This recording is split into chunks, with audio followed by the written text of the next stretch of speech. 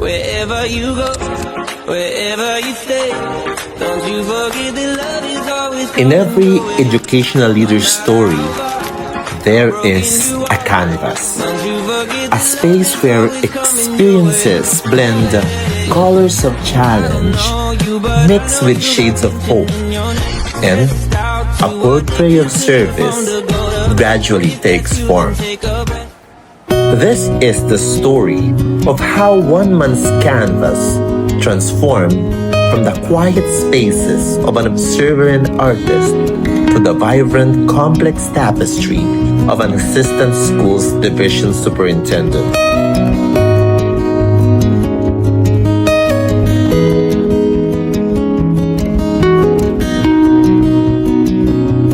Dr. Joe-Bren Consuelo entered the world of education through a unique doorway. His was the eye of an artist, trained to see possibilities, patterns, and beauty. His was the patience of a spectator, observing, learning, understanding before engaging. At Bicol University, this perspective found its purpose. Something that is happening. A while ago, when listening to Ma'am Lawrence, it's something that I'm also somehow plunged into the plurality of his achievements, but then I go back to the memories that I got from Bicol University. And that is something that I cherish, and that's the weapon I used to have this all successes. These successes are just culmination of the good foundation provided by the Bicol University College of Education. To tell you, my dear friends, when I was in elementary and high school, I am just an spectator, clapper, nagsasala all din sa mga kaklasik na sa honors, Yun nga, sabi ni Ma'am Lawrence, I'm a dancer because when I was in high school, nakatutok talaga po ako sa dance troupe. Because I was a folk dancer of Digao National High School. Sinabihan nga ako dahil ng teacher, pumili ka extracurricular or mariting ka sa special class. Sabi ko, parinig naman mo. Well, kung minsan, there are things na kailangan mo rin na diskarte.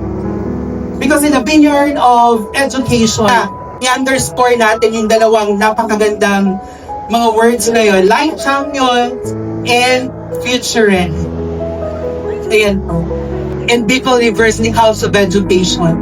And take with you all the teachings that this college is actually providing you with the competent professors. Pero po yung nakatayo sa inyo, hindi po ako top notcher.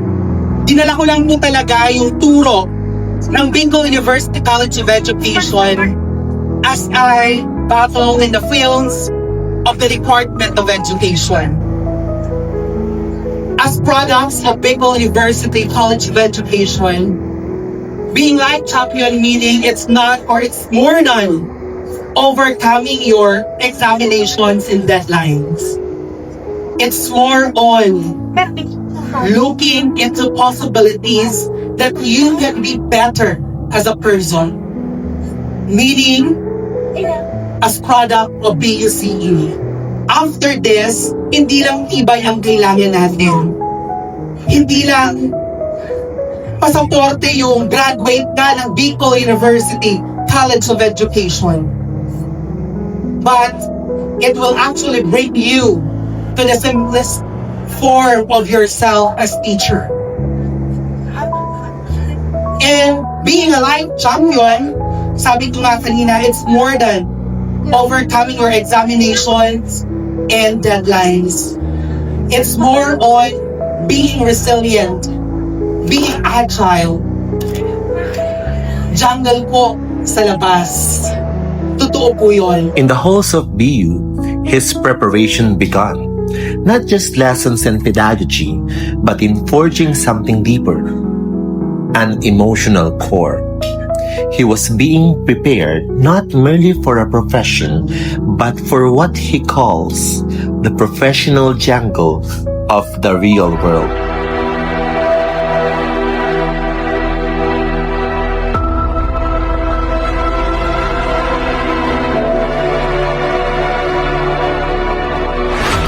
With a bachelor's degree in secondary education, the stage seemed set.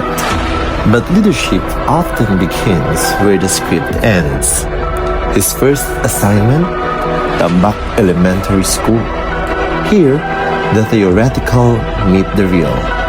The hopeful graduate confronted the raw state of Philippine education.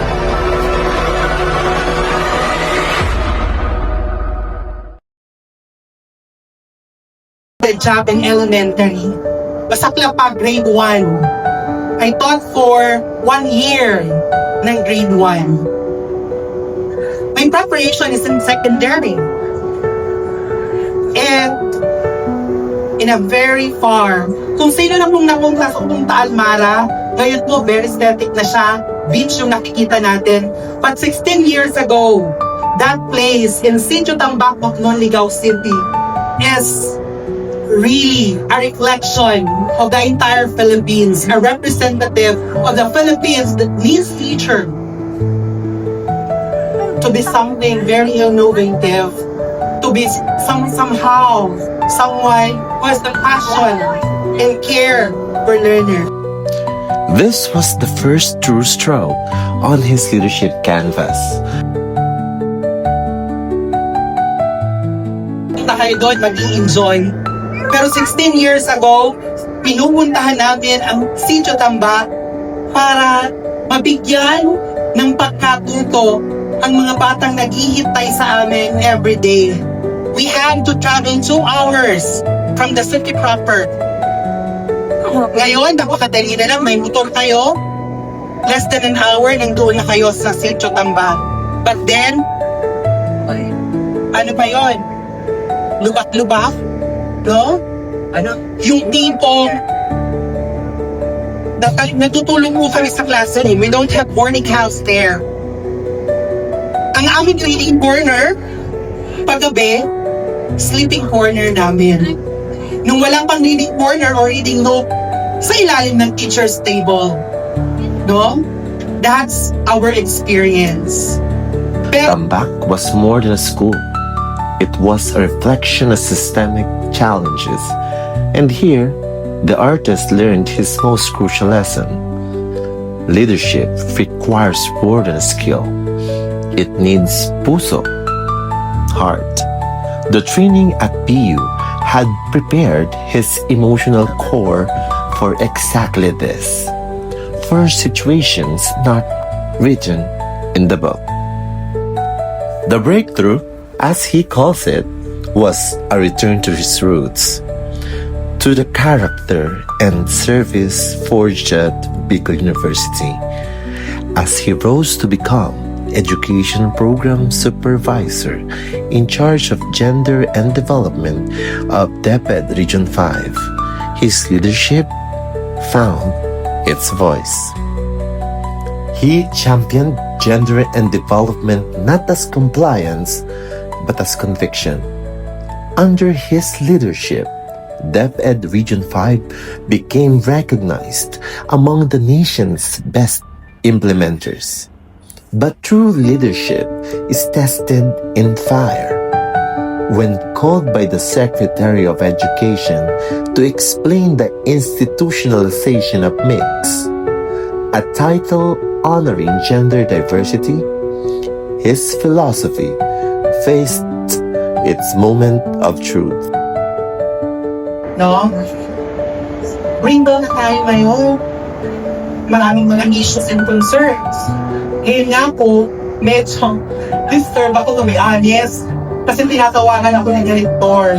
We have to explain kay Secretary Angara. Feeling ko nakita niyo yun. With the institutionalization of VIX as gender honoring that's in DepEd Region 5. Kailangan namin mag-explain. So after nito, we have to talk to the director. Ayun. In that moment, The artist who observes, the leader who serves, and the heart that guides became one. We live in what experts call a bunny and a VUCA world. Chaotic, unpredictable, overwhelming. In such a world, what kind of leadership endures? Dr. Consuelo's journey gave us an answer. Being true to your core as a person. Sabi natin, when you are like a champion, it's embracing your imperfections. Leadership, character, and service. More than what you will get, the honor it all is your puso. It's always your puso. Secondary ang nani. Kasi malaong dyan yung invasion nito. Panpuso. Kasi, sabi nga natin, pag ang puso na nakiramdam at ang puso na nagsalita, even you don't know something about what's going on, hindi ka mamamangon. And you can still jive with the expectations, the norms of our community. You will also create your story. A story of service, a story of excellence, a story of your lifelong journey as an educator and as a person. At lagi mo natin tatandaan. Paglabas natin ng Bicol University, it's always pagtuturo at pamumuno ng may puso.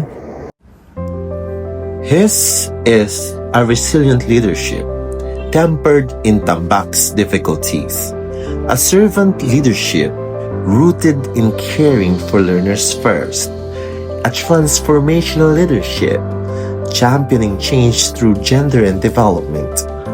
But underpinning it all is something simpler, deeper, pagtuturo at pamumuno ng may puso, teaching and leading with heart.